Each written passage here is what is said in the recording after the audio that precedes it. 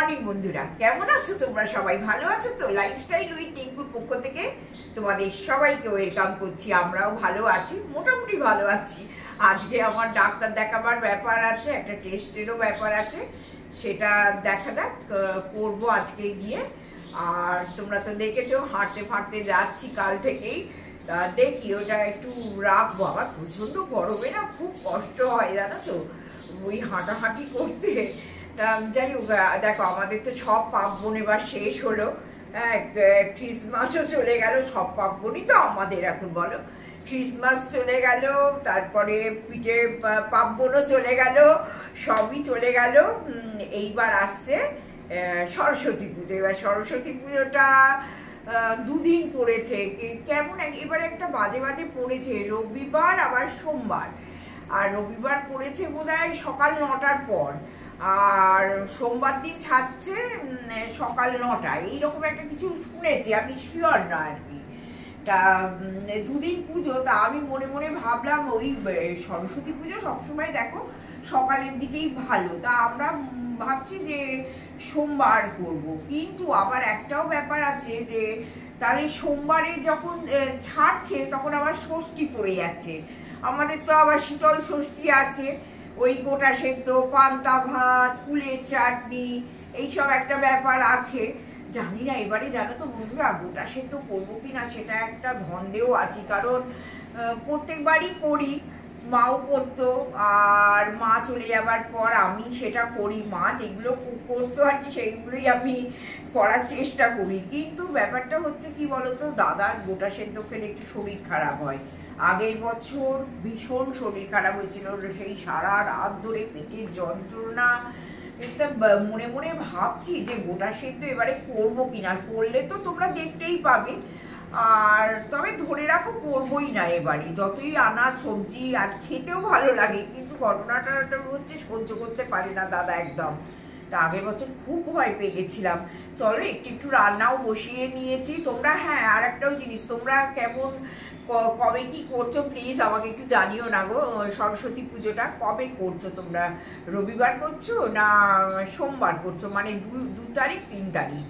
তা এটা একটু আমাকে লিখে জানিও। আর সরস্বতী পুজো তো সবার বাড়িতেই সবসময়, প্রত্যেকটা বাড়িতে সরস্বতী পুজো হয়। আমার তো মূর্তি আসে না, তোমরা জানো আমার অষ্টধাতুর মূর্তি আছে মা সরস্বতী, তা সেটাই মোটামুটি একটু আধটু বাড়িতেই দাদা পুজো করে। তা এইভাবেই আমরা সরস্বতী পুজোটা প্রত্যেক বছর কাটাই, এবারেও তাই, কোনো ব্যতিক্রম কিছু নেই। আর রান্নাও বসে দিয়েছি, চলো রান্নাঘরে যাই, রান্নাটা কি হলো দেখি, চলো।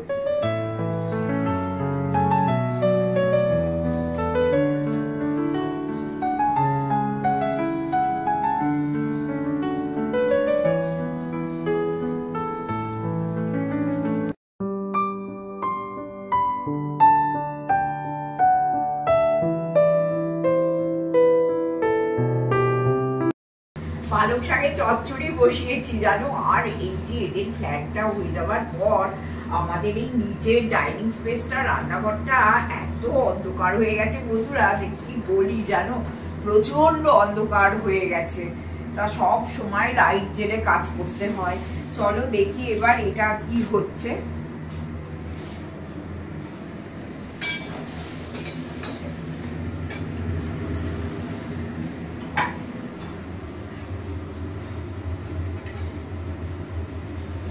একটু পালং শাকের চচ্চড়ি করছি। আর কালকে মূলো কিনে এনেছি, সেই মূলোর শাকটা বেশ ভালো ছিল, কচি কচি মূলো শাক। তাই এর মধ্যে একদম সব দিয়ে দিয়েছি, গ্রিন ভেজিটেবল তো বলো, খাওয়া তো ভালোই, তা দিয়ে দিয়েছি, দিয়ে একদম বেশি করে নিচ্ছি। তার মানে আমাদের এখন 2 দিনের গল্প তো নিশ্চয়ই। আর আমি না একটু এইসব শাক সবজি এইগুলো খেতে একটু ভালোবাসি জানো তো, যে একদম এত গুচ্ছে গুচ্ছের আলু দিয়ে শুধু রান্না আমার ভালো লাগে না। মানে আমি আলু খেতে কিন্তু খুব ভালোবাসি, একদম বলবো না যে ভালোবাসি না, কিন্তু কি বলতো, ভয়েতে খাই না। যত আলু খাবো তত মোটা একদম হয়ে যাবো জানো, সব জিনিসে এখন ভয় হয়ে গেছে। আর এখন ওই যে শরীর খারাপটা কি হলো ব্লাড টেস্ট করে, হ্যাঁ, সেইটার জন্য না খেতেও এখন ভীষণ মানে ভয় লাগছে। আর আমি তো পুরো এখন এই দুদিন মানে রিপোর্টটা আসার পর থেকে খুব ভেবে চিন্তে খাচ্ছি। মানে পিকনিকের দিনটা খেয়েছি তো জানি, অত রকম খাওয়া আসে তো টুকটাক খাওয়াই হয়েছে, কিন্তু তারপরে না খুব ভেবে চিন্তে খাচ্ছি জানো তো, খুব ভয় লেগে গেছে আমার। দাদাকে বলেছি যে তুমি তোমার মতো খাও বাবা, আমাকে আর জোর করো না। কালকেই দাদা বলছে হাঁটতে গেছি, আমি রাত্রিবেলা কি করবো, বলছে আলুর পরোটা খাওয়া হয়নি, আলুর পরোটা করবে। আমি হ্যাঁ আমি তোমাকে করে দেবো, আমাকে আর বলো না খেতে। অ্যাকচুয়ালি দাদা বেশি খায় না, তোমাদের বলি না, কিন্তু একটু মুখরোচক খেতে, একটু টুকটাক খেতে ভালোবাসে, কিন্তু ওই দাদার পাল্লায় পড়েই আজকে আমার এই হাল হয়ে গেছে। এটা খাচ্ছি, ওটা খাচ্ছি, এটা করছি, সেটা। আমি তো কখনো এইরকম খাই না, আমি একটা নিজের ডায়েট মেনটেন করেই চলতাম, কিন্তু সব গন্ডগোল হয়ে গেছে এখন। তা এই দেখো আজকে বেশি কিছু করবো না, ডাল করবো, আলু ফুলকপি ভাজা, আর এই পালং শাকের চচ্চড়ি, আর কি করব, অত কিছু করবো না। ডাল ফুলকপি আলু ভাজা পালং শাকের চচ্চড়ি, ও দাদার মাছ আছে এরকম ছোট ছোট, দাঁড়াও দেখাই তোমাদের। দেখো এরকম ছোট্ট ছোট্ট ট্যাংরা মাছ পেয়েছে, তো এইরকম ট্যাংরা মাছ, খুব ছোট নয় মাঝারি, কি জানি বাবা, এইরকম ট্যাংরা মাছ পেয়েছে, তাই এই ট্যাংরা মাছের ঝালই করে দেবো। ঝালটা করলে সুবিধে, ঝালটা করলে দাদার হয়ে যায়, কিন্তু আমি তো মাছ খাই না, কিছুতে ট্যাংরা মাছ দিতেও মানে কোনো মাছই দিতে পারি না। দাদাকে বলি একটু দিয়ে দেবো মাছ দিয়ে, তরকারি টরকারি করে, খেতে চায় না, বলে না না আমার জন্য আলাদা একটা ঝাল করে দেবে বা ভেজে রেখে দেবে, হয়ে যাবে। তাই এইভাবেই চলছে, এখনো জল টল কিছু খাওয়া হয়নি। হ্যাঁ আর একটাও জিনিস তোমাদের বলে দিই, তোমরা আমার যারা পুরোনো ভিউয়ার তারা জানোই, এই যে দেখো হাঁড়ির মাথায় পুরো একদম গরম জল করে রেখে দিয়েছি, দেখেছো, একদম গরম জল করে রেখে দিয়েছি। এই গরম জলে চাও হবে, তারপরে রান্নায় লাগলে রান্নাও হবে, সব কিছু হবে। চলো আবার আসছে একটু বাদে, হ্যাঁ রান্নাঘরটা একটু গুছিয়ে। কিছু জিনিস রান্নাঘরে ফুরিয়েছে, এবার বয়স হওয়ার সঙ্গে সঙ্গে না বন্ধুরা জানো একদম কিছু মনে রাখতে পারছি না ইদানিং, জানো যে কোথায় কি আছে না আছে। একটু বসেই পড়ি, হ্যাঁ বসে পড়ে তোমাদের সঙ্গে একটু গল্পও করি, আর একটু আমি বারও করি। আমার সব ফুরিয়ে গেছে রান্নাঘরে, ঢালাঢুলি করতে হবে আর কি। চলো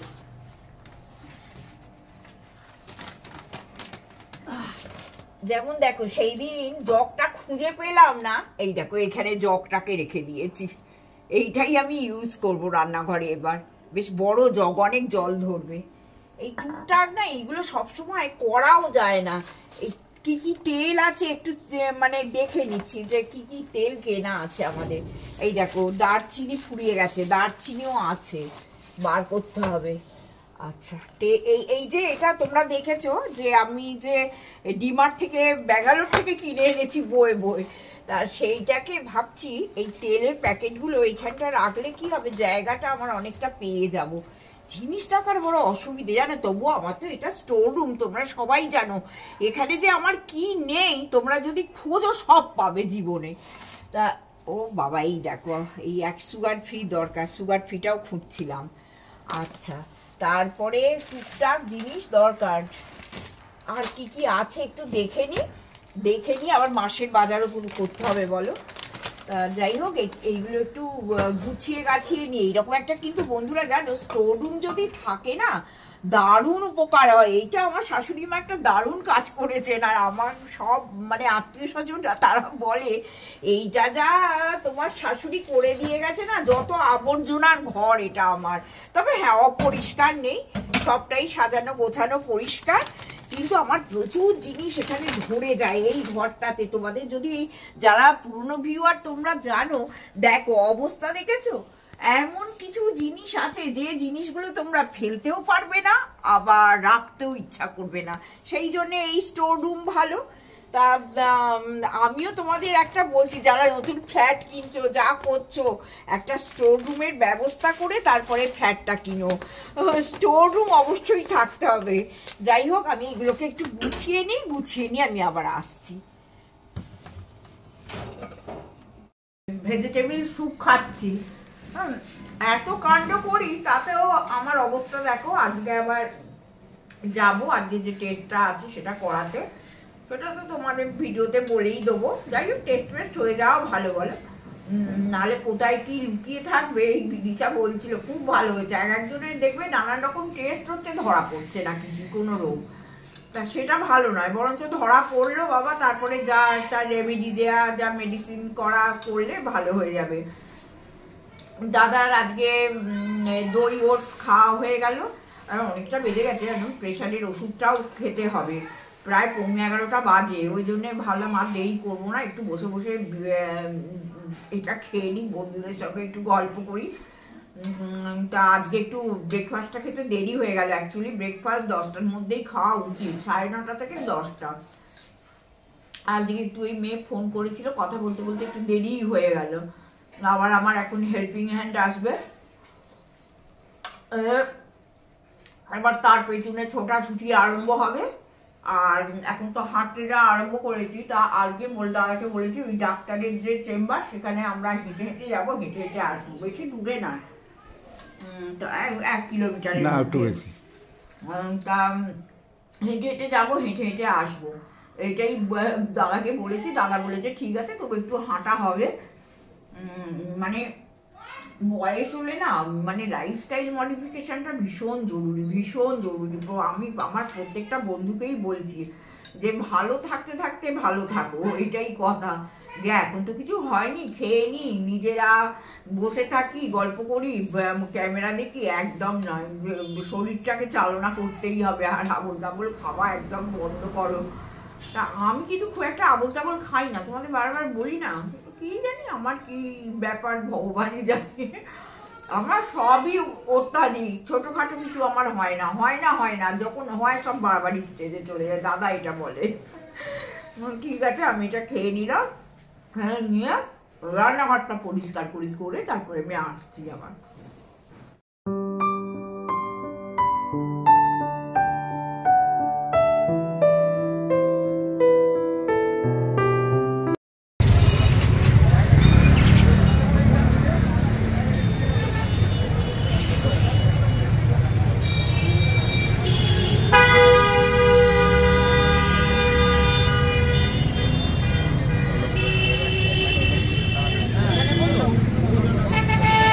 ডাক্তার দেখানো হলো, হার্টের ইউএসজি হলো, তা এবার বাড়িতে যাচ্ছি। ডাক্তার দেখে বলেছে যে সব মোটামুটি রিপোর্ট ভালো, মোটামুটি কেন রিপোর্ট ভালো, এবার রিপোর্টটা এখনো হাতে পাইনি, পেলে তোমাদের বলবো, কালকে রাত 8টার সময় পাবো। চলে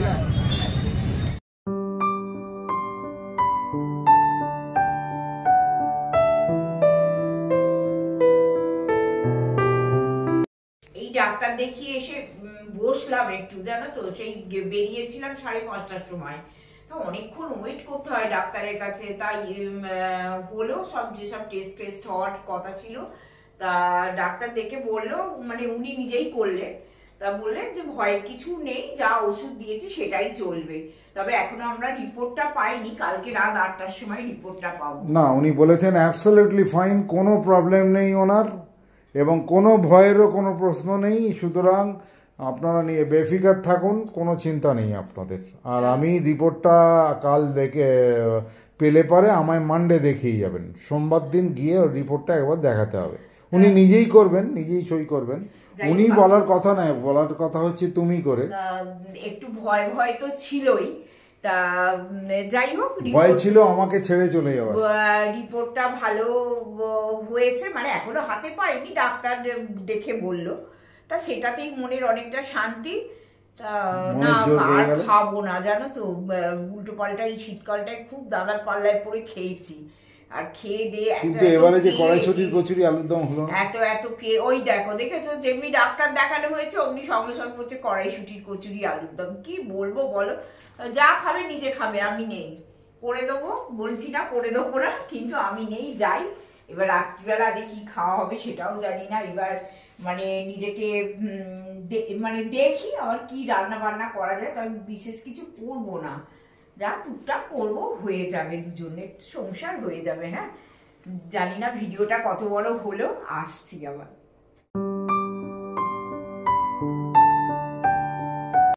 বন্ধুরা আবার এসে গেলাম, ভিডিওটা একটু শেষ করব। আজকে এসেই না ওখান থেকে খুব খিদে পেয়েছিল জানো তো, আমারও খিদে পেয়েছিল, দাদারও খিদে পেয়েছে। এবার দাদা বললো যে আর কিচ্ছু করতে হবে না, একটু মুড়ি মাখিয়ে দাও। মুড়ি মাখালাম, একটু টমেটো শসা টসা সব কিছু আছে সেই সব কেটে ফেটে নিলাম, নিয়ে আর খেয়ে নিলাম দুজনে। আর দাদা বললো কিছু করতে হবে না আজকে, আবার এই এতক্ষণ ডাক্তারের কাছে বসে বসে এমনি শরীর ভাতটা ভাল লাগছে না। ও যা হোক আজকে রাতটা চলে যাবে, তা ভালোই হলো, কোনো কিছু রান্না করতে হলো না, যেটা একটু টেনশন ছিল আমার। আর প্রত্যেক দিন কিন্তু সকালের জন্য আমার এই রান্নাঘর একদম নিট অ্যান্ড ক্লিন করে যাই জানো তো। এই গ্যাস ফ্যাস ভালো করে মুছবো, এই যে মুছছি, হাতে কাপড় ছেঁড়াও আছে, মুছবো, চাল বার করবো, কুটনো কুটবো, জল ভেজাবো, নানান রকম কাজ এখন আমার চলবে। তা ভিডিওটা আজকে হয়তো একটু ছোটোর ওপরেই দিয়ে দিলাম।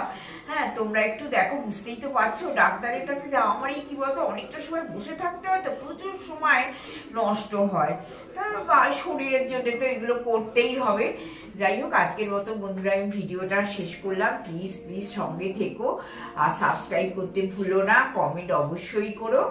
আর এখন দাদারও মনটা ভালো আছে, আমারও মনটা ভালো আছে, যে রিপোর্টটা মোটামুটি ভালোই ডাক্তার বললো, আমরা রিপোর্ট এখনো পাইনি।